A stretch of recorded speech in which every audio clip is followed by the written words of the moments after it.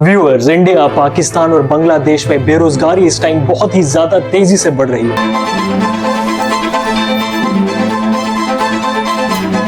सबसे इंटरेस्टिंग बात यह है कि पाकिस्तान में बेरोजगारी का रेट 2018 से 19 तक 5.8% था और इस साल 2025 में यह रेट 6.3% तक हो चुका है। और इस सारी अनएम्प्लॉयमेंट का सबसे बड़ा विक्टिम बनते हैं नौजवान। पाकिस्तान भर में जितने भी यंगस्टर्स हैं जिनकी उम्र 15 से 24 साल के दरमियान है और उनके पास कोई स्किल भी नहीं है, ऐसे लोगों की बेरोजगार होने की शरह 44.9%, यानी हर 2 में से 1 नौजवान ऐसा है जिसके पास कोई जॉब भी नहीं है। वॉल स्ट्रीट जर्नल के मुताबिक पूरे साउथ एशिया में तकरीबन लोगों को स्ट्रगल करना पड़ता है एक मामूली सी जॉब हासिल करने के लिए। Centre for monitoring Indian economy के मुताबिक इंडिया भर में शहरी नौजवान जिनकी एज 15 से 29 साल के दरमियान है, इनकी बेरोजगारी की सतह कुछ अरसे में 17 से 18% तक जा पहुंची है। और इससे ज्यादा हैरान कर देने वाली बात यह है कि इंडिया भर में 10 करोड़ लोग, जिनमें बहुत बड़ी तादाद फीमेल्स की है, उन सब ने अपनी जॉब्स ढूंढना भी बिल्कुल छोड़ दिया है, क्योंकि लोग पूरी तरह से अपनी तमाम उम्मीदें छोड़ चुके हैं। और आहिस्ता आहिस्ता बढ़ती हुई अनएम्प्लॉयमेंट दीमक की तरह इंडिया, पाकिस्तान और बांग्लादेश की इकोनॉमीज को बुरी तरह से तबाह कर रही है। मगर यहाँ पर एक चीज बहुत ही ज्यादा पॉजिटिव है बांग्लादेश के केस में। बांग्लादेश ने कुछ अरसे में हैरत अंगेज कामयाबी हासिल की है। उनकी यूथ का अनएम्प्लॉयमेंट रेट 13.1% से भी कम है, जो कि इंडोनेशिया से बहुत ज्यादा कम है। और याद रहे, बांग्लादेश की तकरीबन इकोनॉमी गारमेंट सेक्टर पे बहुत ज्यादा डिपेंड करती है, यानी कि उनकी टेक्सटाइल इंडस्ट्री एक ऐसी इंडस्ट्री है जो बहुत से लोगों को रोजगार दे रही है। हम सब ये देखते हैं कि इन मुल्कों में बेरोजगारी बहुत तेजी से बढ़ रही है, मगर उसकी वजह ये नहीं है कि ये कंट्री हर साल कई लोगों को जॉब्स नहीं दे, बल्कि उसकी सबसे बड़ी रीजन ये है कि इन कंट्रीज की population as compare to the jobs बहुत तेजी से बढ़ रही है। और इस सब सिचुएशन के साथ एक और बहुत बड़ा मसला भी जुड़ा है, और वो मसला है क्वालिटी ऑफ एजुकेशन का। पहले अगर हम बात करें हमारे एशिया में क्वालिटी ऑफ एजुकेशन की, स्पेशली इंडिया, पाकिस्तान और बांग्लादेश में, तो क्वालिटी ऑफ एजुकेशन शायद उस लेवल पर नहीं है जो कि होनी चाहिए। और इसका सबसे बड़ा सबूत मिलता है हमें द इकोनॉमिस्ट से। द इकोनॉमिस्ट कहता है कि साउथ एशिया के कंट्रीज ऐसी लेबर फोर्स को तैयार कर रहे हैं जिन्हें फ्यूचर में जॉब्स भी नहीं मिलेंगे, क्योंकि इन लोगों की स्किल्स ऐसी हैं ही नहीं जिनकी मार्केट में डिमांड। यानी आप लोग इतना अरसा पढ़ के एक ऐसी मार्केट में चले जाएंगे जहां पर आपकी स्किल की बिल्कुल भी जरूरत नहीं है। यही नहीं व्यूअर्स, बल्कि वर्ल्ड बैंक की बहुत सारी रिपोर्ट्स ने इस चीज को बार बार हाईलाइट किया है कि साउथ एशिया में बहुत ज्यादा लोग हर साल बेरोजगार हो रहे हैं। वर्ल्ड बैंक के मुताबिक पाकिस्तान की पॉपुलेशन 2.55% की तेजी से हर साल बढ़ती जा रही है, और अगर इसके कंपैरिजन में जॉब्स का रेट देखा जाए तो वो बिल्कुल भी नहीं इंक्रीज हो रहा। यानी एक तरफ लोगों का नंबर बहुत तेजी से बढ़ रहा है और दूसरी तरफ अवेलेबल जॉब्स बहुत ही कम है। हर साल लाखों ग्रेजुएट्स मार्केट में एंटर होते हैं, मगर उनके पास कोई जॉब बिल्कुल भी नहीं। और यही वजह है लोगों में बहुत तेजी से गम और गुस्सा फैल रहा है। और जब आपके कंट्री के नौजवानों के पास कोई भी ऑप्शन नहीं बचता, तो ऐसी सिचुएशन में हर कंट्री एक बहुत मुश्किल दौर से गुजरता है, जिसको ब्रेन ड्रेन कहा जाता है। ब्रेन ड्रेन का मतलब है ऐसे लोग जो कि आपके मुल्क में बहुत ज्यादा स्किल्स रखते हैं, जिनमें डॉक्टर्स, इंजीनियर्स, लॉयर्स और टीचर वगैरह शामिल हैं। और जब ये सारे टैलेंटेड लोग आपके मुल्क से बाहर जाना शुरू कर देते हैं, ऐसे में आपके कंट्री के लिए प्रॉब्लम्स खड़े होना शुरू हो जाते हैं और आपकी कंट्री का पहिया पीछे चलना शुरू हो जाता है। 2018 से 19 के दरमियान में पाकिस्तान से करीब 6.5 लाख लोग रोजगार की तलाश में बाहर गए, लेकिन बहुत कम सालों में 2023 तक ये नंबर 8.59 लाख तक पहुंच गया। और व्यूअर्स, इन तमाम जाने वाले लोगों में 1 लाख ऐसे लोग थे जो कि बहुत ज्यादा टैलेंटेड लोग थे। इनमें बहुत सारे साइंटिस्ट, टीचर्स और लॉयर्स शामिल थे। जरा सोचिए, अगर यही लोग बाहर की तरफ ट्रेवल कर जाएंगे तो पाकिस्तान की इकोनॉमी कैसे ग्रो होगी। और इसी तरह हालात कुछ ज्यादा चेंज नहीं है हमारे पड़ोसी मुल्क में। इंडिया में 2019 में तकरीबन 7.5 लाख लोग मुल्क से बाहर गए और 2024 में ये रेट 1.3 मिलियन तक पहुंच गया। व्यूअर्स, ये रेट हर साल बहुत तेजी से बढ़ता जा रहा है, क्योंकि इन कंट्रीज की इकोनॉमी बहुत तेजी से सैचुरेट कर रही है। इसका मतलब यह है कि इनकी इकोनॉमीज में बिल्कुल भी अब ऐसी कैपेसिटी नहीं कि वो लोगों को रोजगार बनाकर। जर्मनी, कनाडा, ऑस्ट्रेलिया और यूके जैसे कंट्रीज बहुत ज्यादा नौजवानों को अपनी तरफ अट्रैक्ट कर रहे हैं, और इस अट्रैक्शन की सबसे बड़ी रीजन यह है कि इन कंट्रीज को बहुत ज्यादा टैलेंटेड लोगों की जरूरत है। और ऐसे लोग जो कि बहुत ज्यादा स्किल रखते हैं, जिनमें बहुत ज्यादा टैलेंट होता है, ये लोग वहां जाने के लिए क्वालिफाई कर जाते हैं, और इन कंट्री के लिए ऐसे लोग बहुत बड़ा असासा होते हैं। और यही वजह है न्यूयॉर्क टाइम्स के मुताबिक बहुत सारे टैलेंटेड लोग इंडिया, पाकिस्तान और बांग्लादेश से एक टाइम में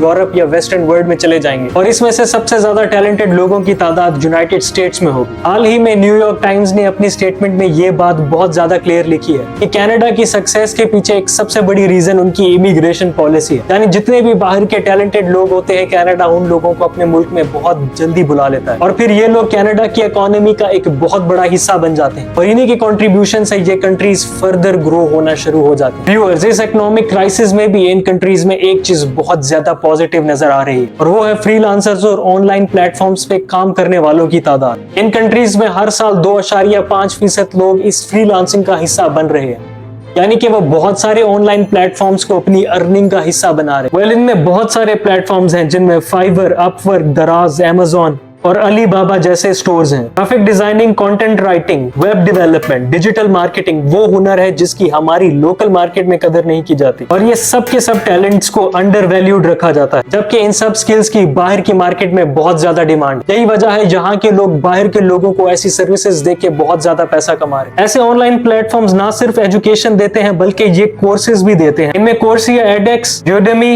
यहाँ से आप स्टैनफोर्ड या हार्वर्ड जैसी यूनिवर्सिटीज के कोर्सेज भी कर सकते हैं। स्किल्स आपको लोकल मार्केट में भी मदद करते हैं और ग्लोबल मार्केट में भी मुकाबला करने की कैपेबिलिटी देते हैं और यही वजह है जिन लोगों में ऐसी स्किल्स होती हैं वो अपने मुल्क से बैठ के बाहर के लोगों को ऐसी सर्विसेज दे रहे हैं और यही वजह है स्टूडेंट्स को फ्यूचर प्रूफ स्किल्स चाहिए हैं जो कि वो आज के दौर में इस्तेमाल कर सकें। गवर्नमेंट्स को साजगार माहौल बनाना होगा ताकि लोकल बिजनेसेस और स्टार्टअप्स के लिए एक बहुत बड़ी आसानी पैदा हो। इंटरनेशनल मॉनेटरी फंड भी अपनी रिपोर्ट में ये बात क्लियर कर रहा है। IMF के मुताबिक इन तमाम साउथ एशियन कंट्रीज को बहुत ज्यादा जरूरत है कि ये अपने कंट्रीज के इंफ्रास्ट्रक्चर पे बहुत ज्यादा पैसा खर्च। इंफ्रास्ट्रक्चर यानी कि इन मुल्कों की सड़कें, हॉस्पिटल, स्कूल्स और ऐसी सहूलियात देना जिनसे ये लोग एक बहुत अच्छी एम्प्लॉयमेंट को बना सके। और व्यूअर्स, अगर ऐसा होना शुरू हो जाता है तो इन कंट्रीज में ब्रेन ड्रेन का लेवल बहुत तेजी से कम होना शुरू हो जाएगा। ब्रेन ड्रेन किसी भी इकोनॉमी के लिए कभी भी पॉजिटिव चीज नहीं है। ब्रेन ड्रेन का मतलब है आपके मुल्क के तमाम टैलेंटेड लोग जब आपके मुल्क से बाहर चले जाएंगे और ऐसी सिचुएशन में आपके मुल्क में सिर्फ वही लोग रह जाएंगे जिनके पास बहुत ज्यादा स्किल्स नहीं और इन लोगों के साथ आपकी इकोनॉमी कभी भी ग्रो नहीं कर सकती, क्योंकि किसी भी कंट्री को ग्रो करने के लिए ऐसे लोग चाहिए होते हैं जिनमें skilled scientist, doctors, engineers, lawyers और मिलिट्री के लोग हैं। अगर आपके कंट्री में ऐसे लोग एग्जिस्ट ही नहीं करेंगे तो ये बिल्कुल भी पॉसिबल नहीं है कि आपका कंट्री एक ऐसा कंट्री बन सके जिनके एग्जांपल्स पूरी दुनिया में दी जाती है। इन कंट्रीज में जैसे कि United states, England, Canada, Australia और न्यूजीलैंड शामिल है और यही वजह है इंडियन गवर्नमेंट ने ब्रेन ड्रेन से बचने के लिए